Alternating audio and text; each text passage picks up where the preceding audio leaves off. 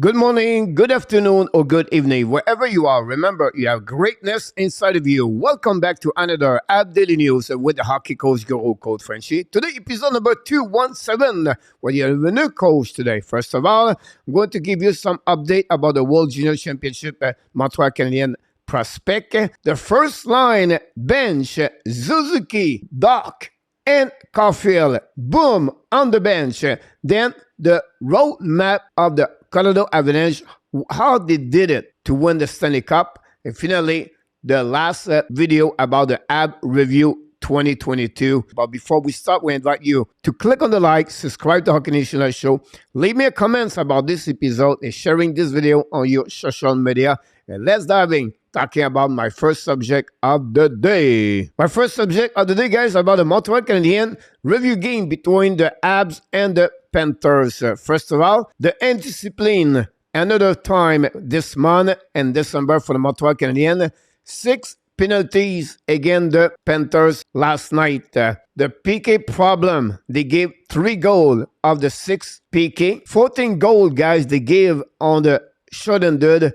And the last 9 games, unbelievable, the PK struggle. Not only the power play in the last couple of games. Montreal Canadiens, guys, score only 18 goals in the last 10 games. That gave them 1.8 goals per game. They score only 4 goals on the power play in the last 12 games. How can you win game in hockey this way? Suzuki in the last 10 games, 2 points. DACH in the last 10 games, 3 points. Suzuki is minus 10.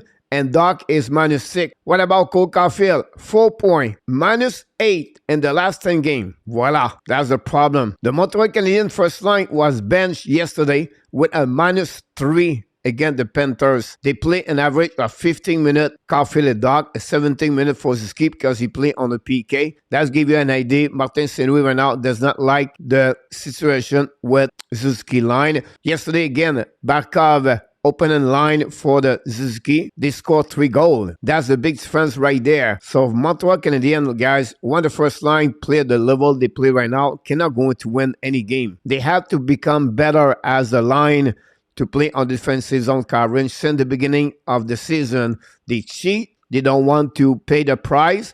They loop. And this is something they need to correct if they want to become a good hockey player in NHL in the future. But don't panic. It's supposed to be that way. If you follow my videos, guys, what I put Montreal at the beginning of the season, 27, 28, or 29. That's simple. That's what I expect them to be at the end of the season. The difference between where they are today compared was at the beginning of the season or after 2 months is because just because the goaltender.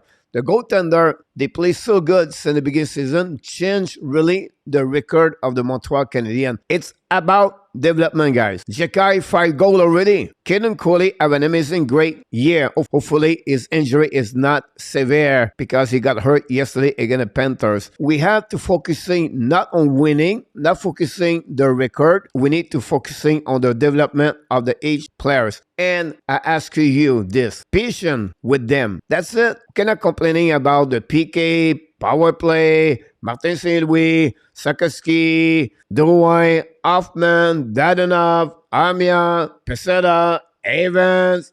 I can go all the way like that. The key, guys, is to be patient with them. Support them. Stay positive.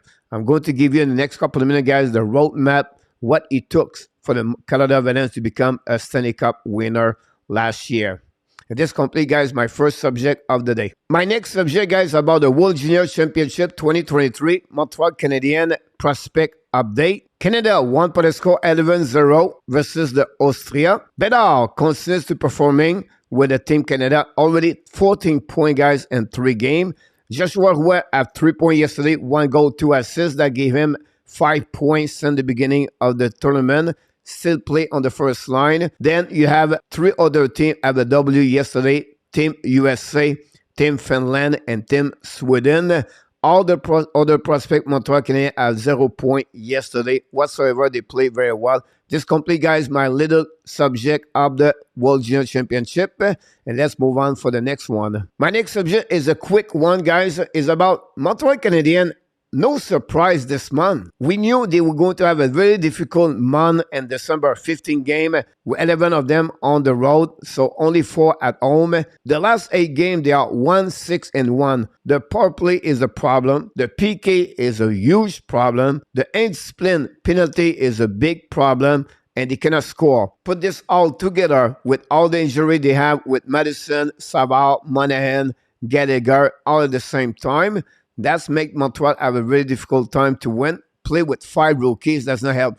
Tomorrow for my next video is going to be the end of the month of December and the year. I'm going to resume the month of the Montreal Canadiens, what they did overall. Behind those negativity, what happening with the Montreal Canadiens, guys, we have to remember, this is a good thing to finish at the bottom 7 in NHL. They need to be at the bottom at the end of the day. I understand we don't like to use the word tank, but they don't tank. They're just who they are. That's simple. They are not better what they show up every single night right now in NHL. So it's not surprise to see Montreal Canadiens losing game like they do right now. And I want to show to you an example. I did some search with the Colorado Avalanche about the roster last year, how they won the Stanley Cup. I tried to go with Tampa Bay Lightning, but I will go with the last winner of the Stanley Cup. They have, like, guys, they dropped 7 players in the lineup. 11 of the 24 players, came from trade. They claimed 1 on the waiver, and they signed 5 UFA signature to complete the roster of 24, and that's the way they win the Stanley Cup. Now, I want to mention to you, sometimes when you make some trade, but you have to use some assets. So, example, Justin Barron was traded for Lekonen. You have other assets they trade for Ren Greaves in the past, and I can go all the way like that. Timmins for Darcy Quamper. So, it's really important, the draft. But look what happening with them, guys. Avalanche, 0 playoff series win from 2009 to 2018. You, Montreal Canadiens fans, you will be upset and fire the coach 3 times, GM 4 times, and you would be so upset, angry, frustrated about that team. But look what happening for the Colorado Avalanche. During the time, they never win a playoff series. They've been to the bottom of this standing many times. Let's see the draft. In 2011, Lentagog, 2nd overall pick. Remember, guys, they won the cup in 2022. It took him 11 years to get there. 2013, they got McKinnon, 1st overall pick. 2 years later, again, another 2 years, they got Ratanen, 10 overall pick. 2 years later, they got McCarr, 4 overall pick. 2 years later, they got B-Ram, a 4 overall pick, and 16 overall pick, New Hook. This was the foundation of their team. And before that, they got Ryan O'Reilly, Matt Duchene. They make some trade with them. My point is, you don't have to always to draft the 1st overall pick to have a good team. You need 1, maybe 2, but what you need to be sure is when you draft at the top 10, like Lentagog, like Ratanen, like McCarr, like Biram, you have to select the right players that make the team to become better in the future. So Montreal Canadiens, guys, possibly they select maybe 4, 5, 6, 7, who knows. With the pick with the Panthers, they possibly right now to step up and to pick 2 solid players for the future. Again, next year, hopefully we can pick again the top 10. Without that route, it will never happen for the Montreal Canadiens to be a good contender in NHL. Yes, we have to suffer as a fans, but this is the only way you need to do to become a good team in NHL. And that's really important for the Montreal Canadiens, not only 1 year, 4 years, 5 years. We need to select really at the bottom in NHL. So this year, we need to finish at the bottom. Next year, we need to finish at least 24 and lower.